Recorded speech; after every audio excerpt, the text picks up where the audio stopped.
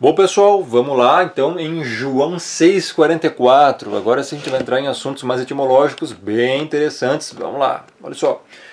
Diz assim, o Messias falou: ninguém pode vir a mim se o Pai que me enviou não o trouxer, e eu ressuscitarei no último dia. Qual que é o pensamento popular das pessoas? Esse trouxer é assim, vai pregar o evangelho e a pessoa vai decidir se ela vai crer ou não. Mas o Pai está tentando trazer a pessoa, está tentando atraí-la, está tentando assim trazer. Venha, por favor, olha lá, eu dei meu filho para morrer por você.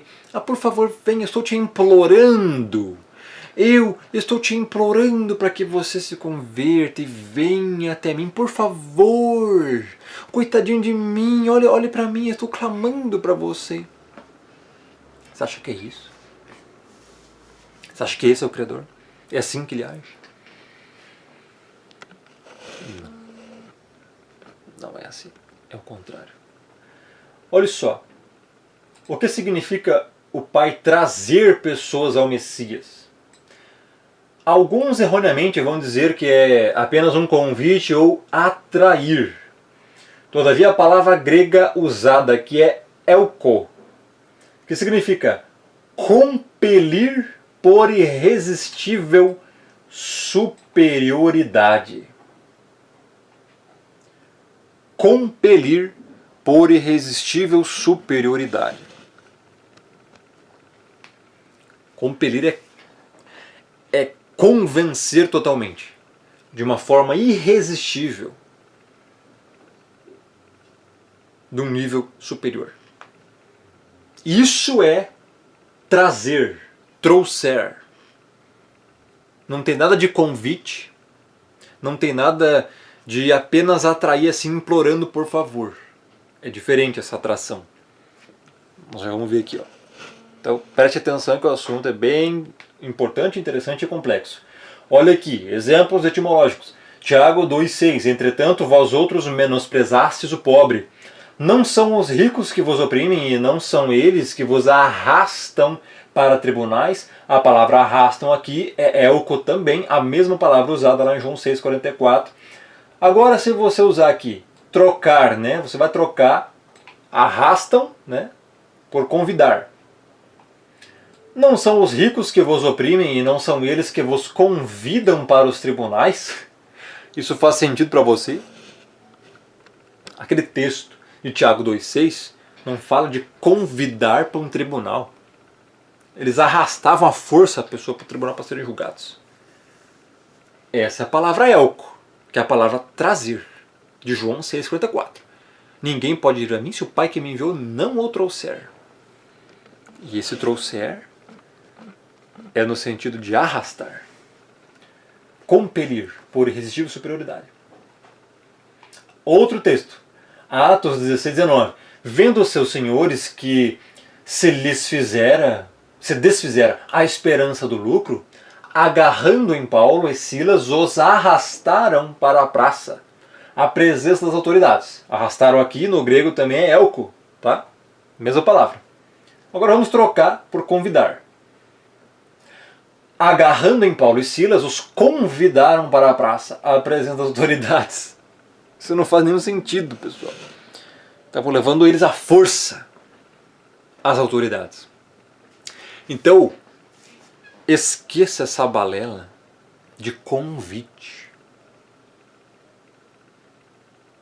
Porque não é assim. João 6,54 é muito claro. Ninguém pode ir ao Messias se o Pai que enviou o Messias não o trouxer ao Messias. E esse trouxer é esse sentido aqui. Compelir por irresistível superioridade. Eu sou mais forte que você, você vai lá e ponto final. É assim que funciona. Então agora nós vamos entrar aqui. Aonde o Messias ensinou a predestinação? Né? Porque muitas pessoas elas acham assim, ó. Não, o evangelho aí, pregação para todos. cabe ao ser humano decidir. É o homem, é o ser humano que decide se ele vai crer ou não. O Criador não pode interferir no meu livre-arbítrio. Uma heresia pior que a outra. Vamos lá. Então, se você não tem como conciliar livre-arbítrio com predestinação, isso não existe. Ou é uma coisa ou é outra. O livre-arbítrio já foi refutado aqui nos meus vídeos há muito tempo. Inclusive tem muito heregezinho aí no YouTube dizendo que refutou. Os caras não cansam de passar vergonha, eles acham que refutam os outros. O Rômulo levou um boio, a lavada, não sei o que, refuta. Os caras dizem que refutam sem nem citar um texto. E quando citam um versículo, é totalmente distorcido. É lamentável, né? Não. Então vamos lá, pessoal, olha só que interessante isso aqui, ó. Predestinação, doutrina da Bíblia. E o Messias ensinou. Aonde que ele ensinou? João 10, 26. Mas vós não credes, porque não sois das minhas ovelhas. Olha só. Isso é muito simples. O Messias está dizendo assim, ó, vocês não creram porque vocês não quiseram? Vocês não creram porque não foi dado chance para vocês? Não. Vocês não creem porque não sois das minhas ovelhas. Ele estava aqui pregando-te a fariseus lá, né, nesse momento, em João 10. E ele fala, olha, a causa de você não crer não é porque você não teve chance ou porque você não quis. Ou porque você exerceu o seu livre-arbítrio de me rejeitar ou resistir ao Espírito. Foi porque você não é da minha... você não vós não sois das minhas ovelhas. Você não é das minhas ovelhas, então você não vai crer. É isso. Vós não credes. É coisa simples, pessoal. Vós não credes. Por quê? Não sois das minhas ovelhas. Depois ele vai dizer que as ovelhas creem. Então existe ovelha e bode. Tem que entender se ele já nasce assim. Então o que os humanistas dizem? Se já está tudo predestinado, então não precisa pregar. Mas é justamente o contrário, pessoal. Devemos pregar porque o Pai já escolheu os seus. Eles só crerão se ouvirem o Evangelho. Você tem que entender que a pregação deve ser feita assim, para todos que você puder pregar.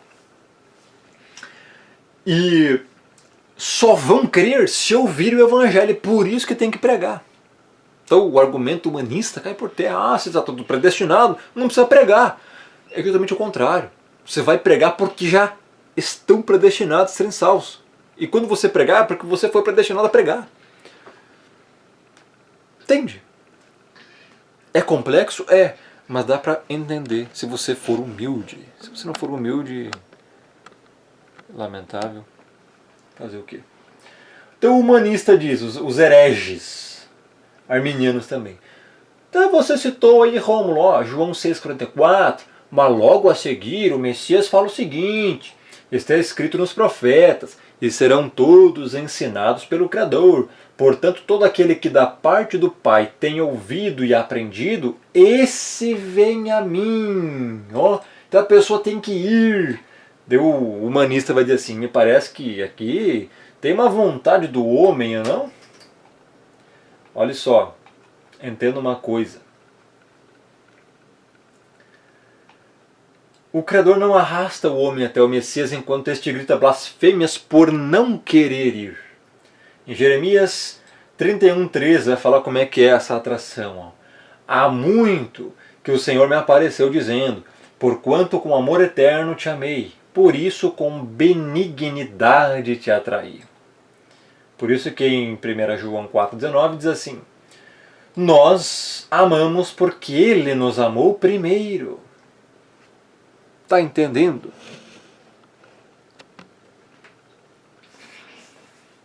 Só conseguimos ir até Ele porque Ele primeiro nos chama, nos regenera, nos busca, nos escolhe, nos atrai com benignidade, com grande amor. Então nós o amamos porque Ele nos amou primeiro. É Ele primeiro que nos escolhe, nos ama para depois nós irmos até Ele também. É o contrário, meu irmão. Você aprendeu o evangelho tudo errado. Você aprendeu o evangelho dos méritos. Provavelmente você não vai ser salvo se você continuar nessas heresias. É graça. É favor imerecido. Então olha só. Um texto, olha só, que confirma tudo isso. Portanto, irmãos, procurai confirmar cada vez mais a vossa vocação. Esse é o chamado eficaz, você foi chamado. E eleição, porque fazendo isto, nunca jamais tropeçarei. 2 Pedro 1,10. Veja bem que ele disse, confirmar e não conquistar a vossa vocação e eleição. Está entendendo o problema das religiões do mérito? Esses que dizem que o Criador é só um necromante que precisa consultar o futuro e os mortos para ver quem vai crer, que se a humanidade está morta. Então o Criador tem que consultar os mortos para ver se ele vai crer. Você entendeu a piada? Não, né? É lamentável. Mas as pessoas pensam assim, reduzem o Criador ao ponto de, não, ele não escreveu a história do futuro, ele só consegue ver o futuro e saber o que vai acontecer, e por isso ele, então, baseado na fé prevista, em quem vai crer, ele vai eleger. Isso não é evangelho, não tem na Bíblia isso. Isso é um argumento humanista, herético, blasfemo e arminiano, e pelagiano junto. E satânico até pode ser. Porque isso reduz o Criador. Ele não elege segundo o que vai ver no futuro. A Bíblia diz que a eleição foi feita antes da fundação do mundo. Romanos 9 nós lemos lá, para que a eleição prevalecesse não por obras, mas por aquele que chama. Não tiveram feito os gêmeos nem bem ou mal. Ele já tinha escolhido. Não é por ações futuras que o Criador escolhe para a salvação fulano ou ciclano. Não é. É segundo a vontade dele quem ele quer. Esse é o problema da religião dos méritos. E você que está ouvindo esses bandos de herege aí, dizendo, porque o Criador olhou para o futuro e viu qual rumo as pessoas iriam seguir, então escolheu qual era o melhor, não sei o quê. Pai amado, rapaz, você reduz o Criador a apenas alguém consegue ver o futuro. Não é isso que a Bíblia diz, cara. É justamente o contrário. Não é por méritos. Eu vou escolher ele porque ele resolveu crer. Isso é salvação por méritos. Não existe. É o mesmo que dizer que a salvação é pelas obras. Isso é heresia. E tem um monte de gente blasfemando desse jeito aí, em tudo que é lugar. Porque rejeitam a verdade. Porque são soberbos. Não têm humildade suficiente para compreender essas coisas simples. Então você não conquista a sua salvação. Aqui a Bíblia diz para confirmar, ou seja, dando bom fruto. É só confirmar. Não é que os bons frutos vão te salvar, só vão confirmar a sua salvação. Vão dar bom testemunho, entendeu? Então olha só, que interessante o tema do próximo vídeo. Se o Criador não faz acepção de pessoas, como ele escolheu alguns e outros não? É que nós vamos entrar numa acepção de pessoas. E como é um assunto meio longo, vai ser para o próximo vídeo. Então não perca. Canal do Rômulo. Tem um canal secundário aí também, que é o Cortes do Rômulo. Verifique sua inscrição no canal, deixa o like, compartilhe, isso ajuda. E verifique aí, porque eu estou postando, talvez esses aqui sejam os últimos vídeos do canal. Não perca, ok? Então vamos lá para a acepção de pessoas no próximo vídeo. Abraço.